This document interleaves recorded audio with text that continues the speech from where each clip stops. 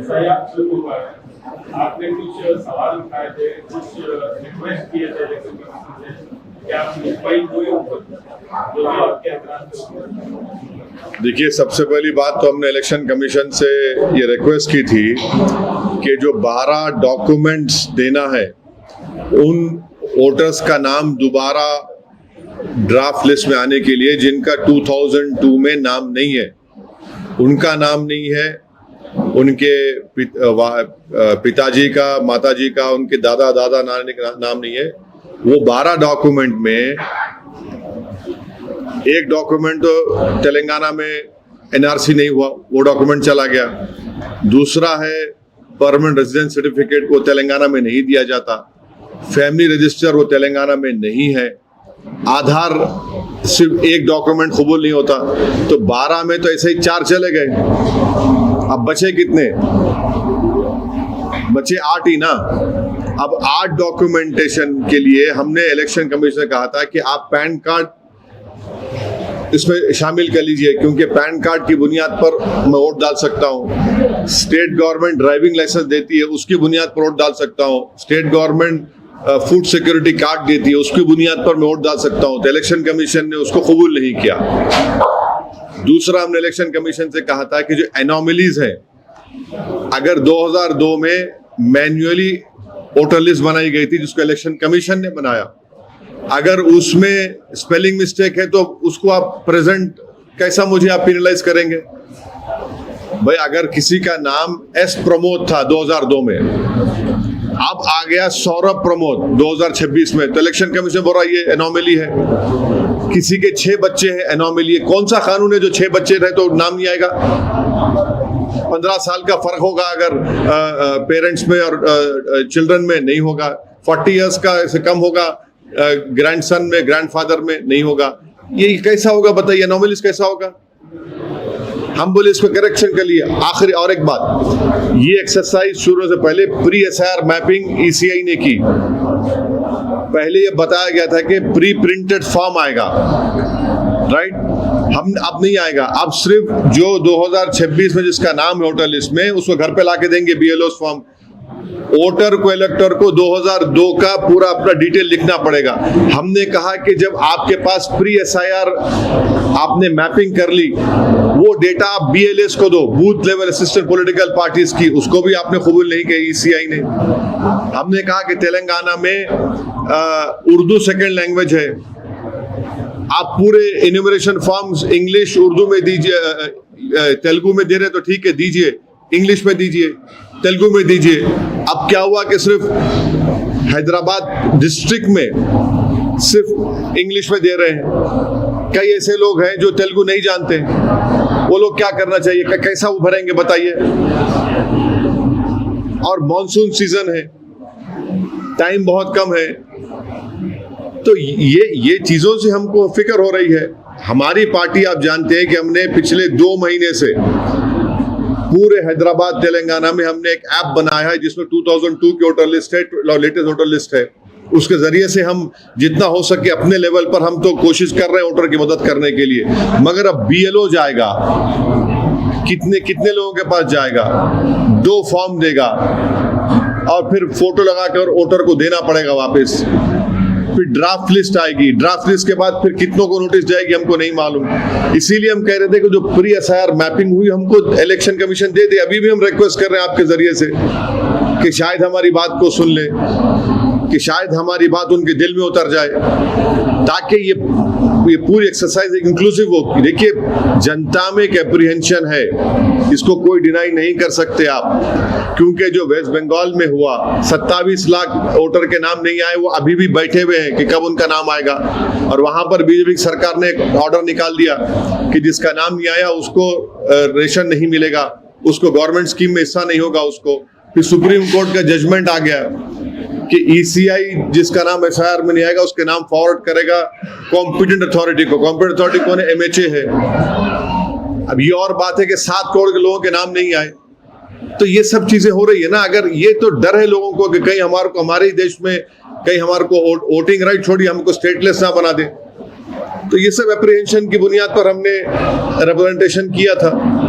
आपको कोई सवाल यही है कि आज से शुरू हो रहा है, आप कितने दिन से तैयारियां कर रहे थे, आप प्रेजेंटेशन भी दिए थे आपने, इलेक्शन कमीशन के साथ तो आज ही गए, कोई राहत मिली आपको? नहीं, इलेक्शन कमीशन ने सिर्फ हैदराबाद डिस्ट्रिक्ट में इंग्लिश में फॉर्म्स दे रहे हैं और माबाकी पूरे तेलंगाना में तेलुगु में फॉर्म्स जाएंगे।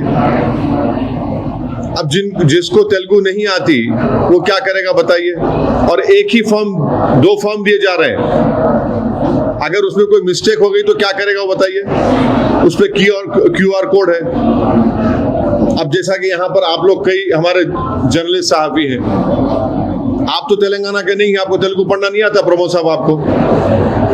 हाँ, अरे अब पढ़ना कहाँ गा, लिखना पड़ेगा ना आपको, नाम लिखना, 2002 की डिटेल लिखना पड़ेगा आपको, मैपिंग हो रही है उनकी डिटेल लिखना पड़ेगा। ऐसे एक कॉस्मोपॉलिटन शहर है greater Hyderabad municipal corporation, GHMC का जो एरिया है जिसमें कम से कम 30 से 32 विधानसभा आते हैं, वहां पर तो कई जबानें बोलने वाले लोग हैं। आप चले जाइए साइबराबाद में, हैदराबाद में आ जाइए, कई हिंदी बोलने वाले हैं। ये तो कॉस्मोपॉलिटन शहर है, तो इसलिए हम रिक्वेस्ट किए थे कि ठीक है, उर्दू नहीं तो इंग्लिश में कर दीजिए आप, ये भी एक मुश्किल होगी। हाँ, इलेक्शन कमीशन का मसला पार्लियामेंट में उठाएंगे तो गवर्नमेंट बोलेगी इलेक्शन कमीशन को जाके बोलिए। कहाँ बोलें, किसको बोलेंगे हम? उनको बोले उनको बोलो। और ये वहां पर वो एक अजीब मामला है ना। ये तो अपोजिशन के अभी तो अभी 1 महीना है, हमको जो भी है मेहनत करना है। हम लोग रात दिन हम लोग मेहनत कर रहे हैं। हमारी पार्टी के तमाम बूथ लेवल असिस्टेंट्स रहेंगे और यहाँ की सरकार भी एक्टिव हुई है, देर से हुई है मगर हुई है अभी एक्टिव। काफी कॉन्स्टिट्यूएंसीज में अभी कारवार, नागपति, आशुपुरा, ये फॉर्म नहीं आया। तो आज तो पहला दिन है, आना चाहिए, उनको देना चाहिए। यही तो मैं बोल रहा हूँ ना कि एक BLO को 1200 वोटर एक बूथ में होते हैं और आप उनको दे रहे हैं 30 दिन। माने वो जाकर देगा भी और फिर वापस लेगा भी। और फिर अगर मॉनसून हो गया, मॉनसून का सीजन है, बारिश हो गई और बारिश होगी, तो ये सब चीजें प्रैक्टिकल डिफिकल्टी, टाइम बहुत कम है। सर, LBA ने कहा है कि पासपोर्ट को सिटीजनशिप प्रूफ नहीं माना जाएगा, क्या कहेंगे? ऐसा जिस राह पर देश जा रहा है, अब ऐसा लगता है कि आने वाले दिनों में बीजेपी का मेंबरशिप का कार्ड सिटीजनशिप का हो जाएगा, यही दिख रहा है। अब आप देखिए कि सेक्शन 6 सबसेक्शन 2 और सबसेक्शन A पासपोर्ट एक्ट का पढ़ लीजिए। वो क्या कहता है कि पासपोर्ट उसी को दिया जाएगा या नहीं, उसको नहीं दिया जाएगा जो भारत का नागरिक नहीं है। अब बताइए क्या करें हम?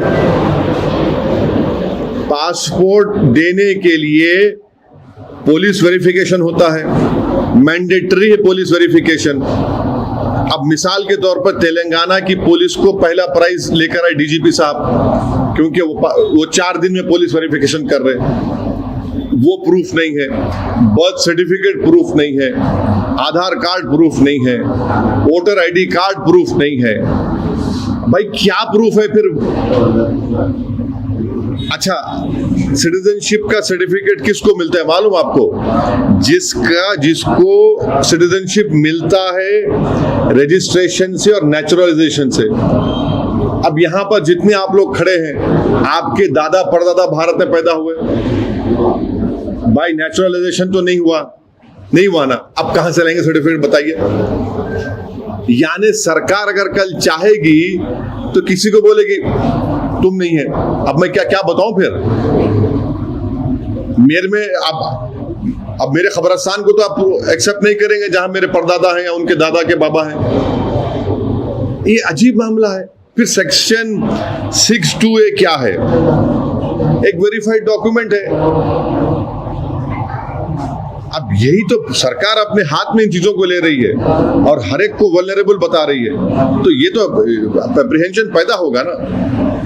सर, जिस तरह से एसआईआर की प्रक्रिया चल रही है, आपको लगता है जिस- बंगाल जैसा हाल तेलंगाना का भी होगा? Bharatiya Janata party voting influence करने के लिए करती है। जितना कोशिश एमआईएम पार्टी तेलंगाना में, महाराष्ट्र में, अब दिल्ली में हम लोग कर रहे हैं, हमने ऐप के जरिए से जनता को बता रहे हैं कि आप आइए, अपना 2002 की मैपिंग करवाइए, और अगर डॉक्यूमेंट्स आपको बनाना है, मैंने जिसकी पैदाइश 87 से पहले और 87 के बाद 2003 और 2004 के बाद हुई है, तो मी सेवा सेंटर्स हमने गवर्नमेंट से बोलकर हर असेंबली कॉन्स्टिट्यूंसी में 2-2, 3-3 मी सेवा सेंटर्स का इजाफा करवाया है।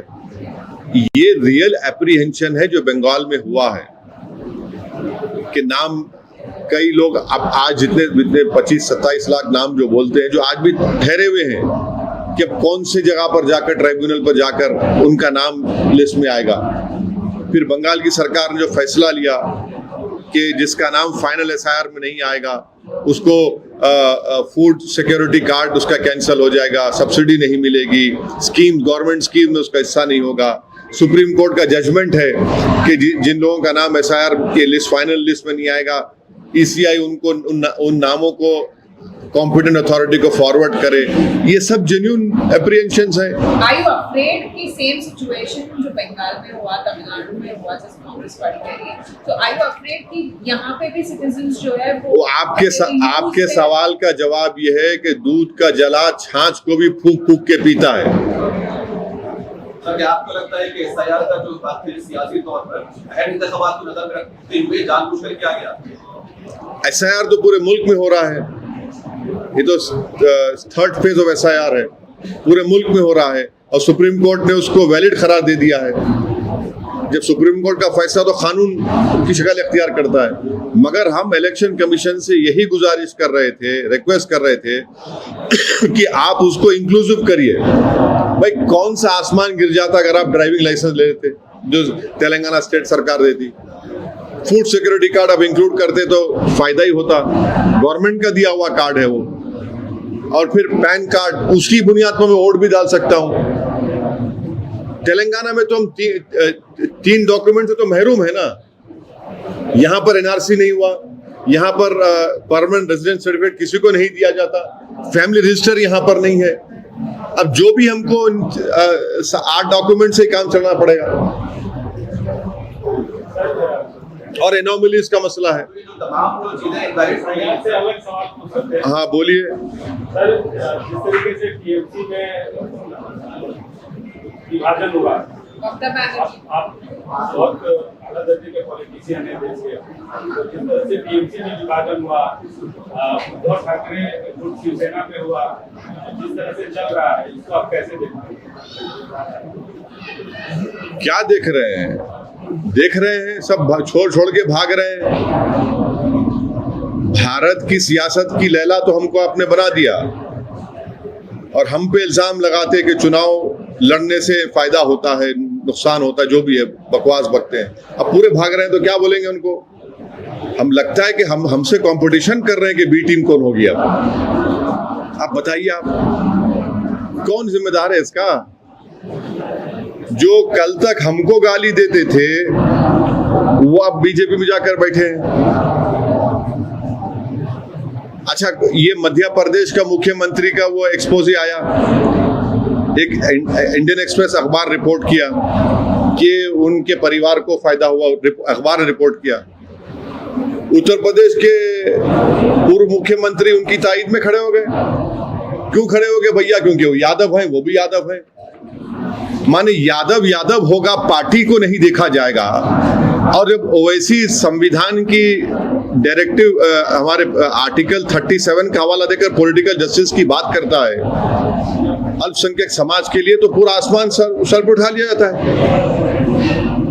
अने भैया को लगा कि वो हमारा भैया है, और हम जब गरीब की बात करें तो बोले तुम कौन, हम चौधरी, हम ठेकेदार हैं। ये भी तो हिपोक्रेसी है ना। सर, उत्तर प्रदेश में राम मंदिर जो बात आ रही है कि चंदा चोरी की बात आ रही है, उसको कैसे देखते हैं? अब नहीं मालूम, हम तो इंतजार में हैं कि एफआईआर कब होगा और एफआईआर के बाद किसका घर तोड़ा जाएगा, किसका घर तोड़ा जाएगा, बुलडोजर चलेगा या गोली चलेगी। आस्था की बुनियाद पर आपने सब कुछ कर दिया, अब आस्था की बुनियाद पर क्या ये भी बर्दाश्त किया जाएगा? ये सरकार को तय करना है एफआईआर क्यों नहीं हो रहा है, और फिर एफआईआर अगर होगा तो या गोली चलेगी पैर पे या बुलडोजर चलेगा घर पे, क्योंकि ये तो सिर्फ मुस्लिम समाज के ऊपर ही चल रहा है ना, उत्तर प्रदेश में सब उस पे चल रहा है। क्या आप देख लीजिए कि रोड पे नमाज नहीं पढ़ना, जब किसी मजहबी यात्रा होती है तो दुकानें बंद कर देना। आपने तो रूल ऑफ लॉ को भुला दिया उत्तर प्रदेश में, रूल बाय गन से सरकार चल रही है। तब रूल बाय गन से चल रही है तो फिर इसमें क्या हो रहा है बताइए? सर, एक बिहार का भी मसला आया है। हाँ? बिहार का भी मसला आया है। एक नवयुवक को गोली मार दी गई है भरत तिवारी की, जो सोशल वर्क का काम कर रहा था। अरे आप खुल के बोलिए ना कि ब्राह्मण समाज खड़ा हो चुका है वहां पर, क्यों अल्फाज चाप चाप के बोलते हैं? ब्राह्मण समाज को लगता है कि हमारे आदमी को गैर जरूरी के गोली मार दी गई। अब हो ही तो हम कह रहे हैं, अरे भैया इंसान तो सब है, जिसपे जुल्म होता है तो जुल्म को रोकने के लिए तो कुछ करना पड़ेगा ना। आपको क्या लगता है सर, ब्राह्मणों को एकजुट होकर के इस पर कार्रवाई करनी चाहिए? बीजेपी की जो निर्णय है भाई, वो समाज बड़ा स्ट्रांग समाज है, बहुत ज्यादा पढ़े लिखे लोग उनके पास हैं और वो सब देख रहे हैं, इस बात को महसूस भी कर रहे हैं वो। हाँ, सियासत करते रहे हैं, अभी कर रहे हैं, भी करते रहेंगे, खिदमत करते हैं। सीमांचल जिंदाबाद का नारा हमने दिया और देते रहेंगे। बहुत सारे लोग उस काउंटर हुआ उसके अंदर गए हैं, बहुत सारे लीडर गए हैं, चाहे किसी भी पार्टी के हों, क्या असदुद्दीन ओवैसी। अरे हम तो खंडन कर रहे हैं भाई बैठ के, अख्तरुल ईमान ने भी किया और लड़ेंगे इंसाफ के लिए। सवाल ये है कि वीडियो डाल रहा है वो, इससे बड़ा प्रूफ क्या हो सकता है? अब बताइए आप। हाँ? आप एमईए का statement passport is not a proof of citizenship. Statement में आपका क्या ऑब्जेक्शन है sir? What do you think 2030 तक आपको ये? हाँ नहीं, एक ही कार्ड होगा सिटीजन, बीजेपी का मेंबरशिप कार्ड, बस वो बताया जाए। तो इससे पहले भी पासपोर्ट नहीं था सर? देखिए, इससे पहले नहीं था तो पहले क्या था? पहले अंडा या पहले मुर्गी या ऐसा मामला बात मत करो ना तुम। नहीं, पहले क्या था? नहीं बोल, पहले क्या था? पहले क्या था? पहले क्या था वो तो बता दो हमको। पहले क्या था बताइए। आप जाकर पासपोर्ट एक्ट का सेक्शन 6 सबसेक्शन 2 सबसेक्शन ए, जिसमें ये कहा गया है कि उसको पासपोर्ट नहीं दिया जाएगा जो भारत का नागरिक नहीं है। अब इससे बढ़ के आपको प्रूफ क्या चाहिए? आप वोटर आईडी कार्ड को नहीं मानते, आप बोल दिए आधार नहीं है, चलिए आपने कह दिया कि क्या बोल दिया, बर्थ सर्टिफिकेट वो भी नहीं, तो क्या है फिर? क्या है फिर?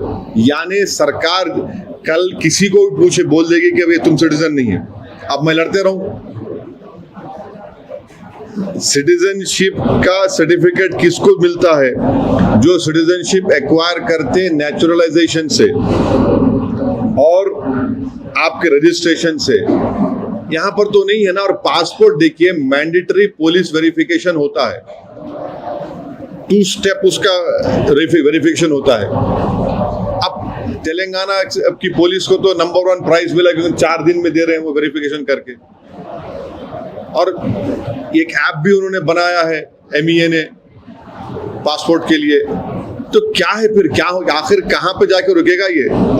जबकि सुप्रीम कोर्ट ने इसे एसआईआर को सही बताया है। अगर ऐसे में अहल वोटर्स के नाम खारिज हो जाते हैं तो एमआईएम का अगला कदम क्या होगा सर? कानूनी कार्रवाई किस तरह से होगी? देखिए, अभी तो पूरी कोशिश ये है कि 1 महीने के अंदर जिस किसी को फॉर्म मिल रहा है वो सही तरीके से फॉर्म को फिल करे और उस फॉर्म को फोटो लगाकर अपने वापस करें BLO को। और हम लोग आप देख रहे हैं कि पिछले 2 महीने से हजारों लाखों लोगों को तेलंगाना के इस ऐप से फायदा पहुंचा है, महाराष्ट्र में भी दिए, दिल्ली में भी दिए। पहले ये एक्सरसाइज पे तवज्जो देने की जरूरत है।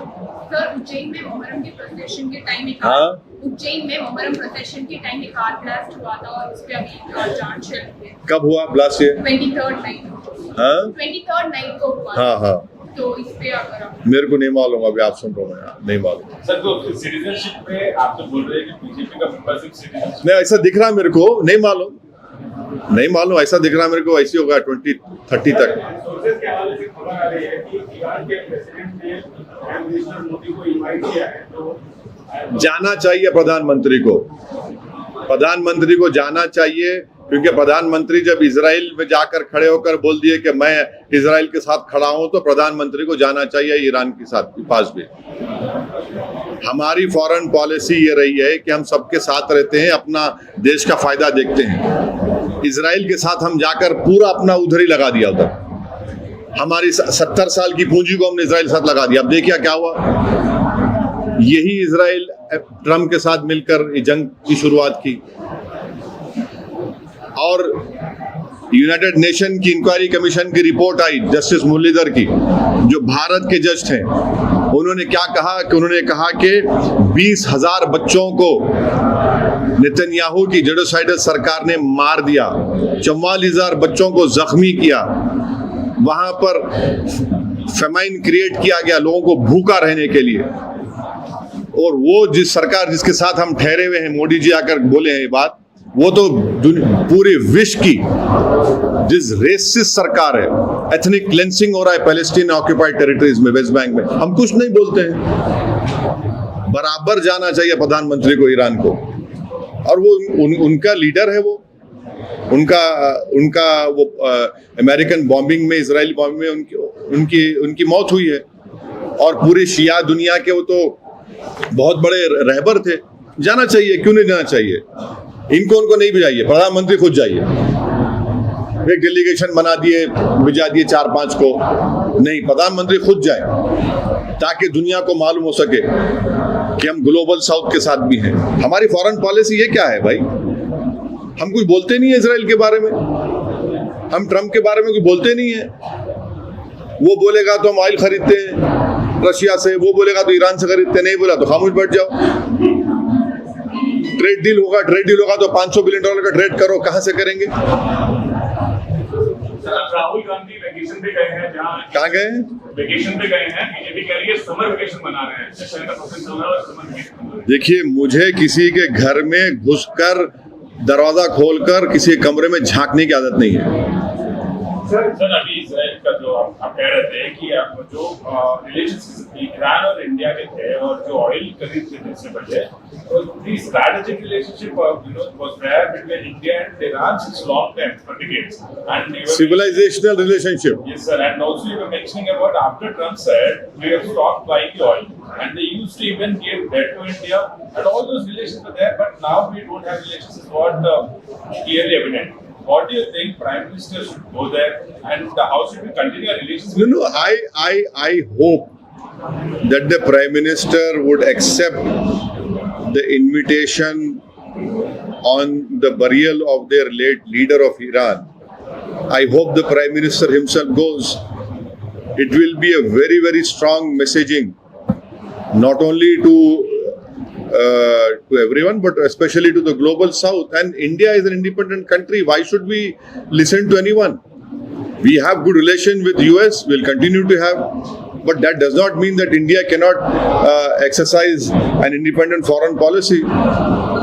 Sir, our government has given Donald Trump a tribute by naming a road after him. Do you think he deserves it? There's a road which is named after Donald Trump near the US consulate. The government has given this decision. See, I am not in government, but one must remember, why are oil prices high?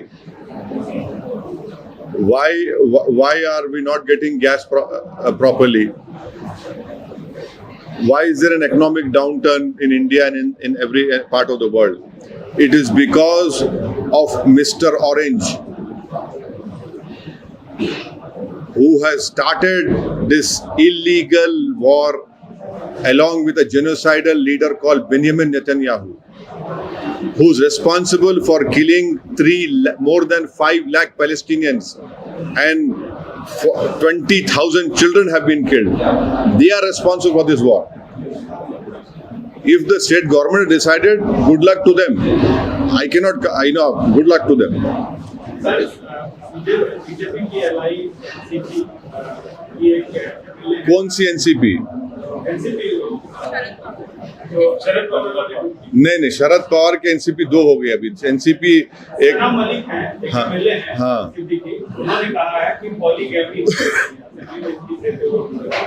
अरे वो तो NDA के साथ हैं, उनको पूछिए, हमको क्या पूछ रहे हैं? एनडीए के साथ है ना वो तो। वही तो सवाल उठा है सर। हाँ, उनको पूछिए ना, एनडीए के साथ है। देखिए, अजीत पवार साहब की जो एनसीपी है वो उनके साथ है ना, उनसे पूछिए। मैं क्या बोलूंगा उसमें? मेरा बोलना ये है कि यूनिफॉर्म सिविल कोड के नाम पर गुजरात में, उत्तराखंड में और आसाम में आप जो यूसीसी लागू करे, वो Hindu marriage act, Hindu succession act, Hindu divorce act को आपने यूसीसी का नाम देकर आप मुझ पर मुसल्लत नहीं कर सकते, क्योंकि भारत के संविधान में आर्टिकल 25 फ्रीडम ऑफ रिलीजन है, आर्टिकल 26 है प्रोटेक्शन ऑफ कल्चर है। आपका कल्चर, किसी और का कल्चर या मेरा कल्चर, मेरा रिलीजन में किसी पर थोप सकता हूं क्या? बताइए, यूसीसी के नाम पर। ये हम उसके अगेंस्ट है। तमाम पेट्रोलिंग ममालिक में दौरे हो रहे हैं सर, पीएम मोदी का ऐसे में बयान आता है कि सोना ना खरीदिए, गाड़ियों में पेट्रोल का ज्यादा कम इस्तेमाल करें। ऐसे में मुल्क की मईशत आज कहां खड़ी है? अरे तुम लोगों को तनख्वाह नहीं मिल रही यार, तुम सवाल कर रहे हैं मेरे से है? तुमको टाइम पे तनख्वाह नहीं मिल रही तुम्हारे को, तुम्हारे पूरे पैसे कर्जों में, तुम्हारे बच्चों की फीस में चले आ रहे। अगर कोई तुम बीमार पड़े तो और कर्जे में आते तुम। ये हाल है देश की इकोनॉमिक सिचुएशन का। आप अपने आपके जेब में हम इतने सुराख पड़ गए, क्या करेंगे बेचारे आप लोग? क्या बोल रहे हैं? Sir, UN report आपको clear है, children have been killed. So do you think UN only should take action? Huh? Do you think UN only can expect UN to take action based on their own report against? You see, there is an immediate need for the reform of Security Council. This veto power which these countries enjoy. What is the role of France? What is the role of England, Great Britain? What is the role of even US and Russia? Why can't India be there? Why can't Brazil be there? Why can't South Africa be there? None from Africa, none from our continent.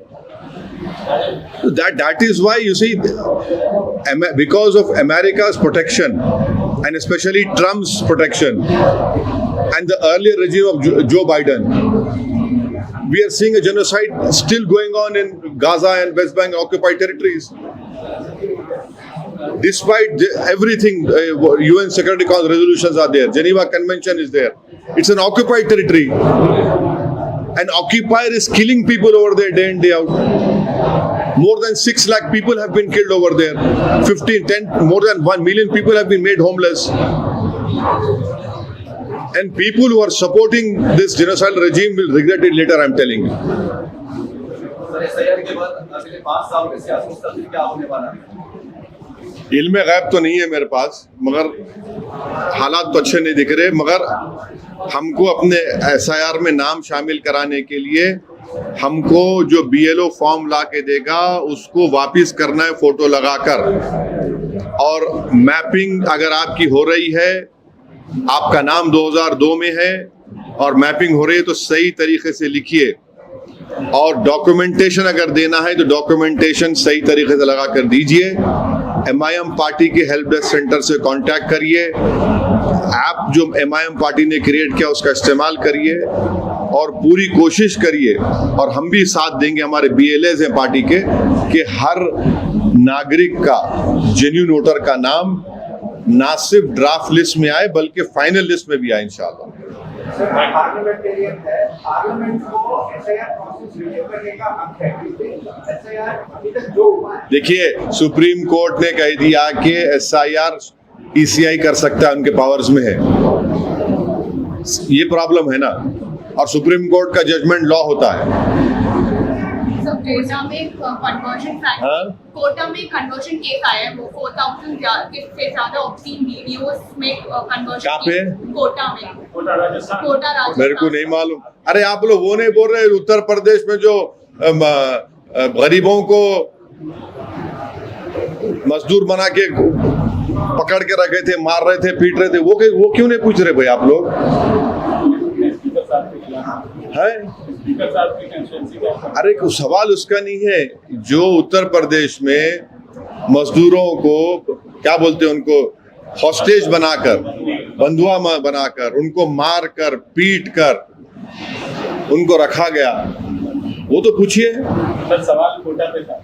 नहीं, मेरे को नहीं मालूम ना। अभी आप लोगों को वहां से आ रहा है, दिल्ली से बोल रहे, पूछो। मैं पढ़ूंगा तो बोलूंगा ना। सर ठीक है सर, आप मलिक जी बात बोल दीजिए। हाँ? बीजेपी कहते हैं सेक्युलर है, जबकि चुनाव आते हैं सेक्युलर हैं, मुसलमानों की वोट भी इन्फ्लुएंस में जाते हैं, वोट मांगे जाते हैं। तो क्या लगता है कि नरेंद्र मोदी जी को भी इलेक्शन कमीशन को लिखना चाहिए, जिस तरह से आप मुद्दे उठा रहे हैं? क्या लिखना चाहिए? क्या लिखना है? क्या लिखेंगे? बोलिए आप क्या लिखेंगे? क्या लिखेंगे आप? क्या लिखेंगे बताइए आप वक्फ के खिलाफ, वक्फ को बर्बाद करने का कानून बनाते हैं, क्या लिखेंगे? ओके, चलिए, थैंक यू वेरी मच।